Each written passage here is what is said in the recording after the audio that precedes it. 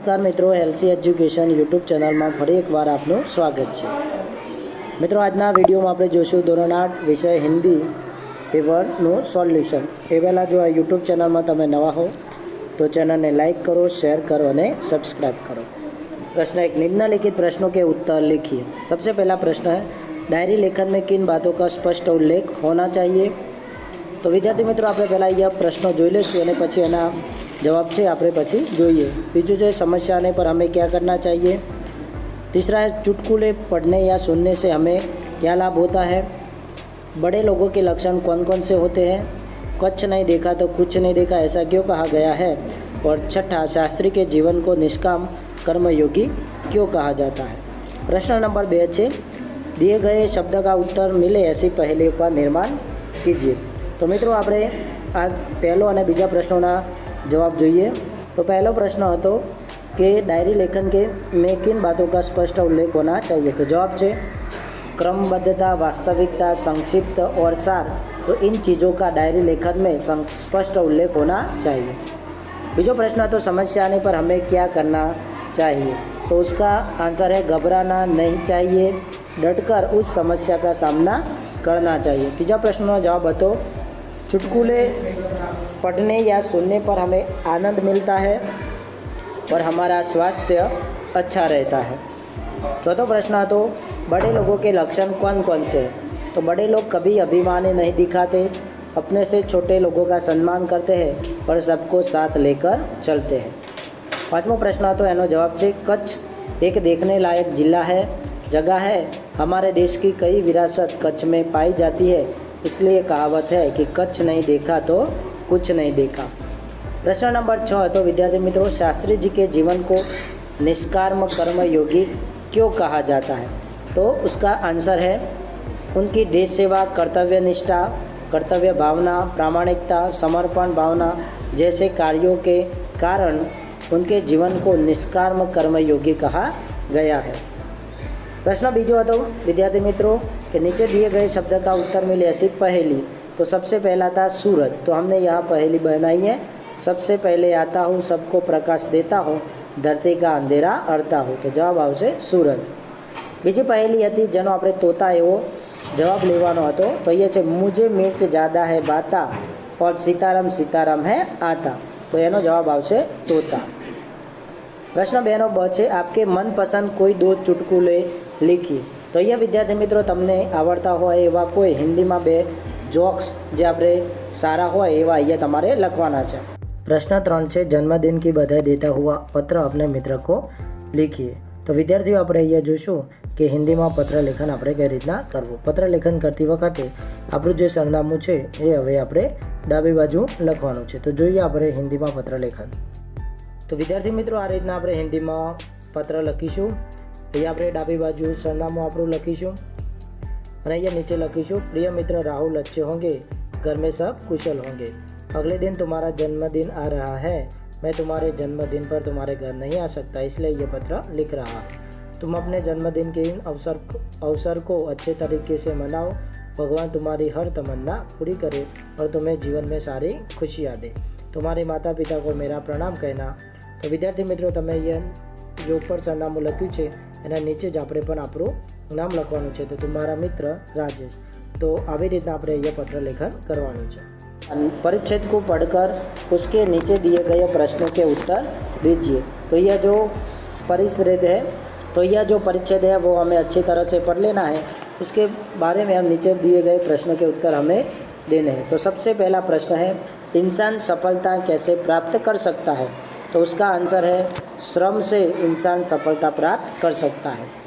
दूसरा प्रश्न है पक्षियों को उड़ना क्यों सिखाया जाता है। तो उसका आंसर है ताकि वह अपना पालन पोषण खुद कर सके, इसलिए पक्षियों को उड़ना सिखाया जाता है। तीसरा प्रश्न है मनुष्य श्रम से क्या क्या प्राप्त कर सकता है। तो मनुष्य श्रम से सफलता, सुख सुविधा, मुकाम और नाम यह सब प्राप्त कर सकता है।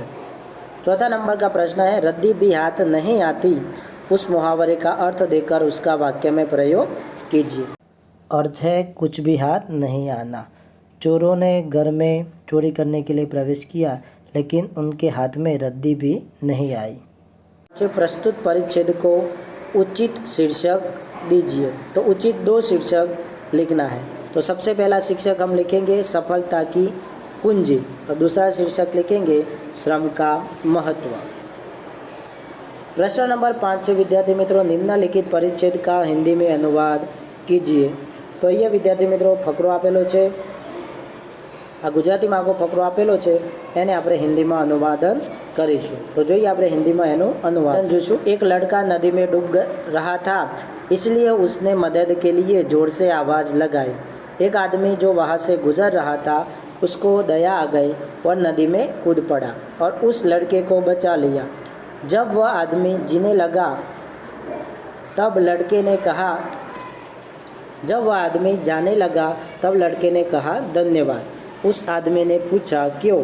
लड़के ने उत्तर दिया मेरी ज़िंदगी बचाने के लिए। उस आदमी ने लड़के की आंखों में देखा और कहा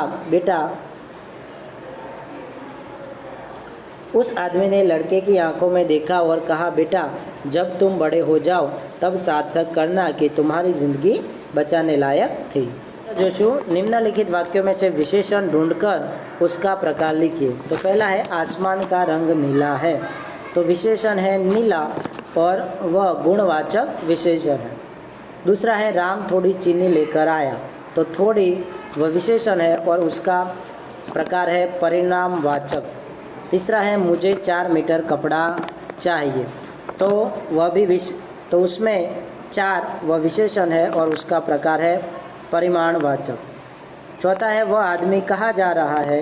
तो वह विशेषण है और उसका प्रकार है सार्वनामिक विशेषण। पांचवा प्रश्न है श्याम का वजन दुगना हो गया। तो उसका आंसर है निश्चित संख्यावाचक विशेषण और उसमें विशेषण है दुगना। कविता को पढ़कर नीचे दिए गए प्रश्नों के उत्तर लिखिए। तो यह कविता है, उसे हमें अच्छी तरह पढ़ लेना है और फिर उसके बारे में हम प्रश्न देखेंगे। तो सबसे पहला प्रश्न है प्रस्तुत कविता में किस मौसम का वर्णन है। तो प्रस्तुत कविता में वर्षा ऋतु बारिश के मौसम का वर्णन है। दूसरा है पंख के लिए इस कविता में कौन से शब्द का प्रयोग हुआ है। तो जवाब है पर। तीसरा है भीगने से तितली पर क्या असर होगा। तो जवाब है पंख गीले हो जाएंगे, रंग धुल जाएगा। चौथा प्रश्न है प्रस्तुत कविता के लिए उचित शीर्षक क्या होगा। तो जवाब है तितली या वर्षा रानी। प्रश्न नंबर 8 है विद्यार्थी मित्रों निम्नलिखित अपूर्ण कहानी को अपनी भाषा में पूर्ण कीजिए। विद्यार्थी मित्रों एक वार्ता आपी है जे अधूरी है અને આપણે તેને પૂરી વાર્તા લખવાની છે। તો આપણે વાર્તા જોઈશું। तो આપણે एक कहानी જોઈએ विद्यार्थी मित्रों। एक जंगल था, उस जंगल में कई सारे प्राणी रहते थे। उस जंगल में एक शेर रहता था, उसको अपनी ताकत पर बड़ा घमंड था। वह जंगल के हर प्राणी को डराता था। सब प्राणी भी उनसे परेशान थे। एक दिन सब प्राणी इकट्ठे एक जगह हुए। सब बोले हमें शेर का कुछ करना चाहिए। वो हमेशा हमें बिना बजे सताता रहता है, उसको सबक सिखाना चाहिए। पर आगे कौन आता? सब शेर से डरते थे। इतने में एक चींटी आगे आई और बोली मैं शेर को सबक सिखाऊंगी। सब हंसने लगे। फिर एक दिन शेर एक पेड़ के नीचे सो रहा था। तब वहाँ चींटी आई और शेर के कान में घुस गई और उसे डंक मारने लगी। शेर जोर जोर से चिल्लाने लगा। शेर चींटी के डंक के दर्द के कारण जोर जोर से चिल्लाने लगा। वह चीखने लगा। वह चींटी को बोला मुझे छोड़ दो। चींटी ने बोला एक शर्त पर तुझे छोड़ दूंगी। शेर बोला मुझे हर शर्त मंजूर है। वो बोली तुम आज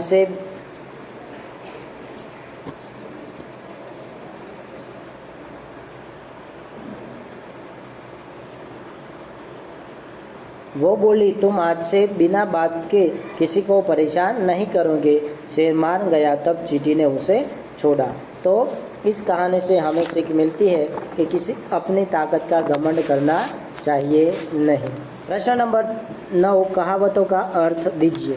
सबसे पहला है उल्टा चोर कोतवाल को डांटे। तो आंसर है अपराधी द्वारा निर्देश को धमकाना। दूसरा है न रहेगा बांस न बजेगी बांसुरी। तो जवाब है झगड़े की जड़ को नष्ट कर देना। तीसरा है कोयले की दलाली में हाथ काला, तो बुरे लोगों के साथ रहने से बुरा ही होता है। चौथा प्रश्न है नाच न जाने आंगन टेढ़ा, तो आंसर है काम न जानना और बहाना बनाना। पांचवा प्रश्न है अब पछताए होत क्या जब चिड़िया चुत गई खेत, तो जवाब है समय निकल जाने के बाद पछताने से कोई फायदा नहीं होता। प्रश्न नंबर 10 जोशो विद्यार्थी मित्रों सूचना अनुसार लिखिए। सबसे पहला है समानार्थी शब्द देकर उसका वाक्य में प्रयोग कीजिए। तो सबसे पहला है भुजंग, तो उसका समानार्थी शब्द है सांप, और सांप का हम वाक्य में प्रयोग करेंगे सांप काला होता है। दूसरा है गुणा, तो उसका समानार्थी शब्द है तिरस्कार, तो हम लिखेंगे आतंकवाद को सब तिरस्कार की नज़रों से देखते हैं। ब विरोधार्थी शब्द देकर उसका वाक्य में प्रयोग कीजिए।